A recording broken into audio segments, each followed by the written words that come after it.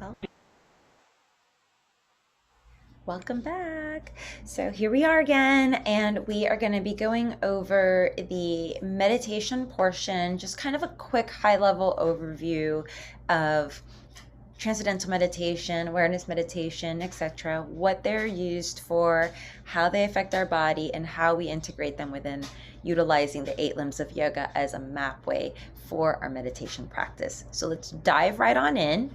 Go ahead and grab your Teachable and any notepad that you'd like to use so that you're ready to write down any notes that will kind of stick to you as we go over the information. And I'm going to share my screen and we're going to begin now. So, meditation as part of the 8-limb path of yoga. Let me put my glasses on. So, the 8 limbs are yamas, which we know of, which means the restraint. We have niyamas, which is the discipline. Asana, which is our posture, the asana in itself, that posture, that pose. Pranayama is the breath work, which we just went over and what we just learned in the last modules. Pratyahara is that inner exploration, so it's coming into the self. It's diving into that beingness. Dharana is the concentration, which we learned about back in yoga philosophy, how like a volcano, it concentrates up towards the surface. So we begin the ascension of higher states of consciousness. And then dhyana is the meditation, so that brings the intersection into the space of the third eye and beyond, so that we're able to feel the sense of inner peace. And then samadhi, which is the transcendence, is the transcendent state where there's no mantra, there's no breath, there's no anything. You almost feel as though you're just one with all things in the universe. You barely could breathe at times. It's like your breath is suspended. It's quite an interesting experience attained through either beautiful yoga practices where we lay in shavasana or through transcendental meditation or meditations of the sort. Meditation presents itself from limbs 6 through 8 of the 8 limbs of yoga. The concentrative practice of meditation is the dharana, the stillness in the mind. And I don't want you to take this very literally. When we say stilling in the mind, it really just means allowing the mind to purify without attaching to any of the thoughts that are there, just allowing the thoughts to be as they are. As they like to say a lot in transcendental meditation, Dr. Nader says this often, take it easy and take it as it comes. And this is what stilling the mind is. It's just being in presence, as though you were sitting on the lake and just looking out at the lake. And you're just in oneness. Nothing else matters. You're just there. And that is what we mean by stilling the mind. And then we go into the awareness practice, which is that concentration. So the enhancement of concentration to the point of absorption. And if we think about this, how the body is resting at night, and you're in this space that the body is so rested that it produces actually paralysis, preventing many from awakening and acting out their dreams. So the body is absorbed, consumed in this restful state. And so if we think about it like that, then we can begin to think about the absorption of how we are in that transcendent state where we feel very light, very free, very awake, but yet peaceful and restful. And so the effects of meditation on consciousness, well, it allows the true nature of the mind and self to emerge. Distractions are less and focus increases. Studies have proven this, and you can find that on the website there, as well as on the davidlynchfoundation.org website. Contents of awareness shifts. Continuity of awareness increases, which is the ability to sustain attention without gaps. And reactivity diminishes.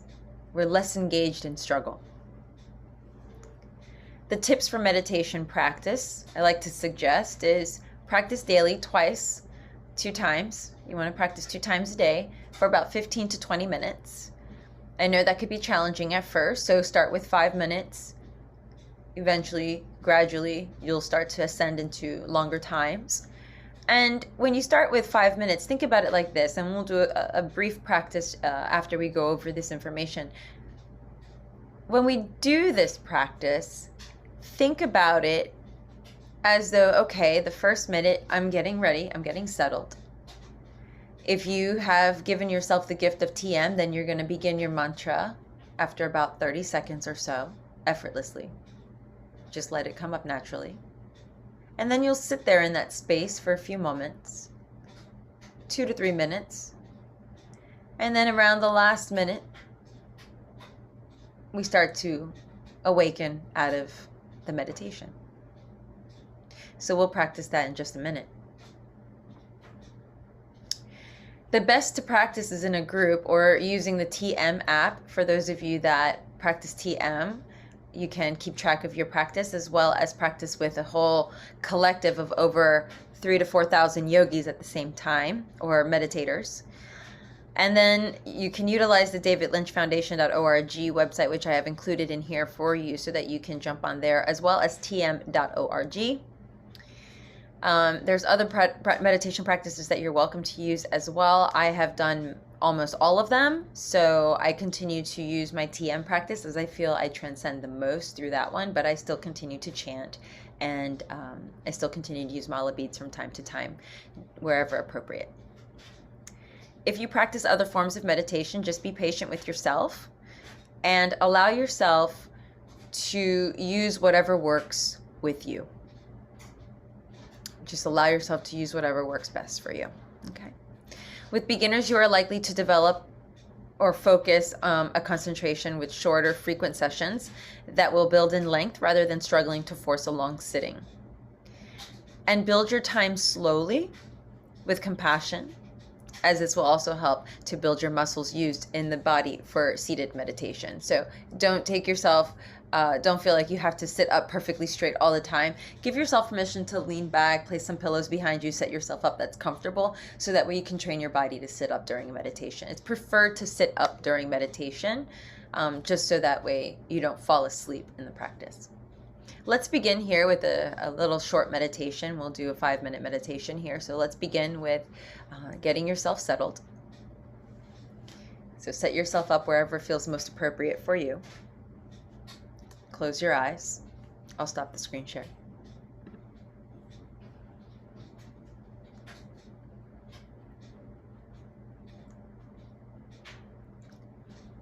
And then open your eyes. And now close your eyes again.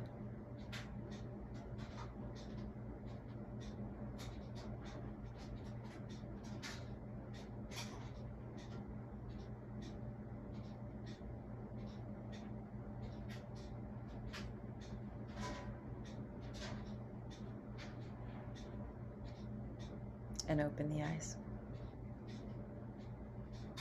Was that easy? You feel a sense of calm around the body, around the mind, around the face, around the energy around you.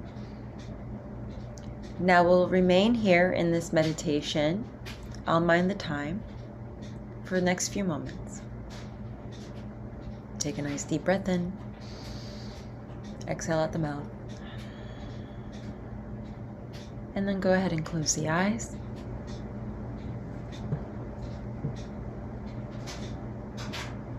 Settle.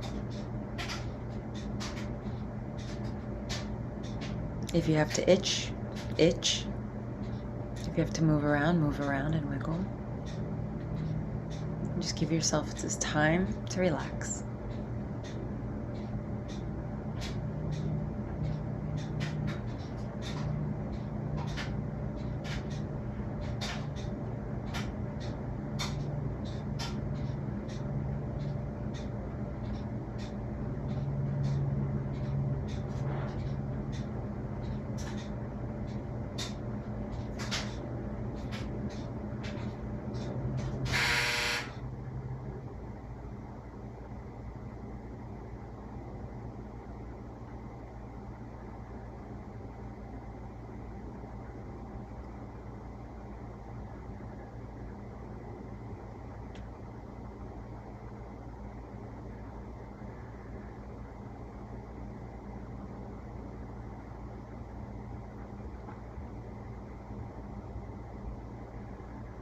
And open the eyes.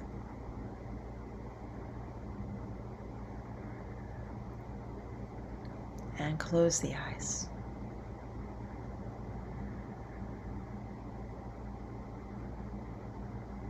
And we'll just meditate now for the next 3 minutes.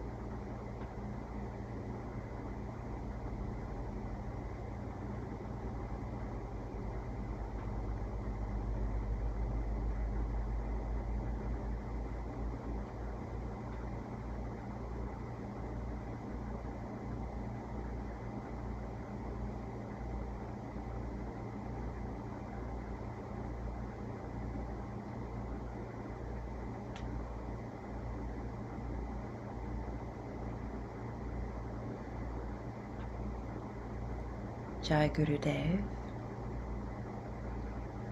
Before opening the eyes, just take a few moments to come back.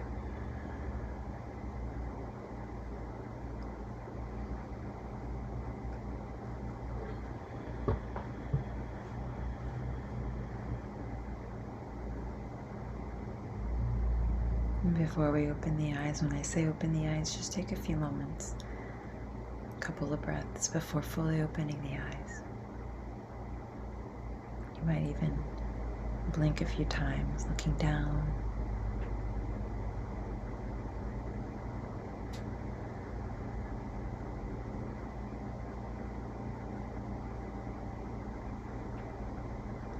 And then when you're ready, open the eyes. And just sit quietly for a few moments.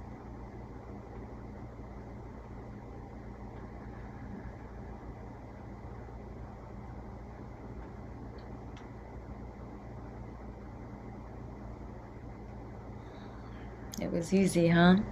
I hope that was easy for you and that was comfortable for you. So that's part of meditation through transcendental meditation. And this is how we build the muscles in the back of our bodies to sustain the pose and to sit in our meditation seat. So in obstacles to meditation would be the yogic tradition. In the yoga tradition, we talk about avidya, ashmita, raga, dvesha, and abhinavesha. These are the avidya tree. And so in this yogic tradition, you've learned about this in the Heart of Yoga. It goes very deep into this, into the avidya tree here.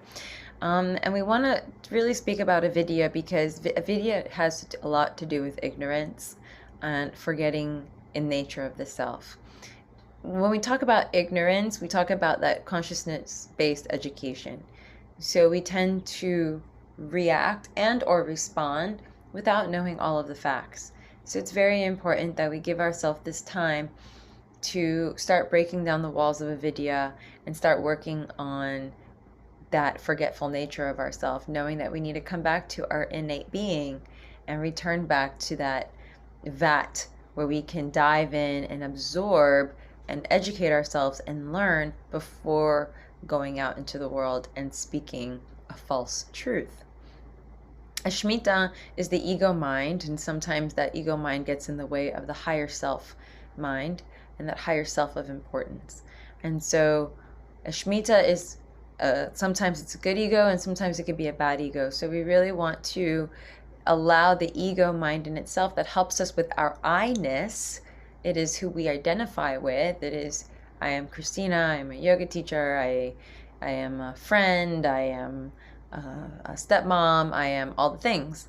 And I'm a daughter, a partner. So there's all of these I roles, identity roles, and that is the small ego. And then we have the bigger ego, or the bigger self, and that is our beingness. It is our, what makes us who we are, the witness behind the eyes, the one that sits quietly unchanged, that sees everything that's going on around us. Ragas is the attachment to pleasure and addiction. So ragas tends to be very assertive, very fiery. It is more aggressive. It tends to be the go-getter, the doer. It's the pitta, doshic constitution. And it also tends to be very attached. It's the one that prevents us from attaining the higher states of consciousness because we get attached to other people, other things. We get attached to what's outside of ourselves. And so ragas, we utilize it to withdraw and separate instead of attach ourselves, right? We don't want, well, we utilize davisha for the withdrawal and separation, but addictions are where we become very attached. Some people can be addicted to yoga. Some people can be addicted to their work. I am guilty of ragas, of work. But we become very addicted to that which gives us pleasure. And sometimes we have to find that right balance. And so that's why we meditate, so that we can come back to that balance, to take ourselves out of the activity and bring us back into consciousness and oneness and being. Davisha is the aversion to pain, the withdrawal, and the separation. You have heard of yogis that are able to be beaten to a bloody pulp and not feel a sensation whatsoever in their bodies because they have separated themselves completely from their bodies and have no pain whatsoever. And when they do come back in is when they feel all of that pain. But davisha is the aversion to pain. So it's also avoiding anything that may cause pain, avoiding those hard conversations that we're going to talk about later in ethics of yoga and activism, and aversion to even recognizing the racist in ourselves, the insecurities within ourselves, the downfalls within ourselves.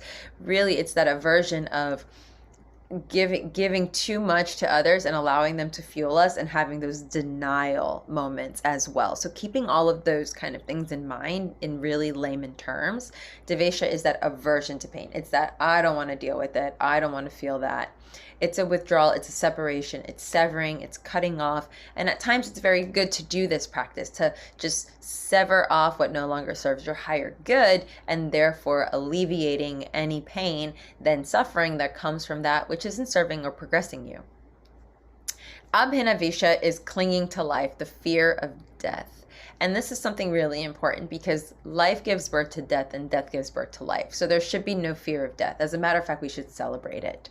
Even though it's very, very challenging at times. I've lost my mother recently, and it is the hardest thing for me to deal with on this human level. But knowing that she's part of our ancestral realm makes it so much easier for me to deal with a lot of this transition in my life as well as in her life.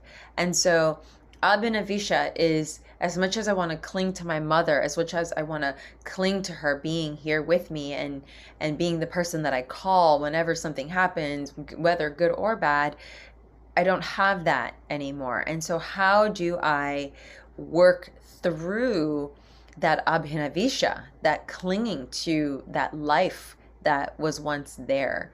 Do I seek it in somebody else, or do I begin to take this into my higher states of consciousness practice?